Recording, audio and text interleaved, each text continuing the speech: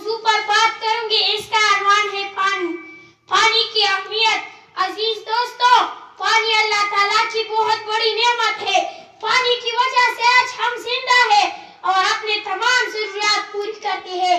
اس لیے ہمیں پانی کی ذخائر کو ضائع نہیں کرنے چاہیے۔ ہمیں چاہیے کہ ہم پانی کو ضرورت کے مطابق استعمال کریں اور ضائع ہونے سے بچائیں۔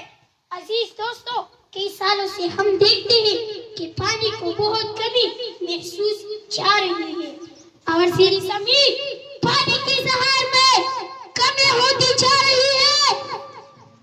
اس لیے ہمیں پانی کی ذخائر کو محفوظ بنانے کے لیے زیادہ سے زیادہ درخت اگانے چاہیے، کیونکہ جنگلات کی وجہ سے بارش ہوتی ہے۔ ہمیں اپنے دریاؤں، ندیوں اور چشموں کو گندگی سے صاف رکھنا چاہیے اور پانی کو کم سے کم ضرورت کے مطابق استعمال کرنی چاہیے۔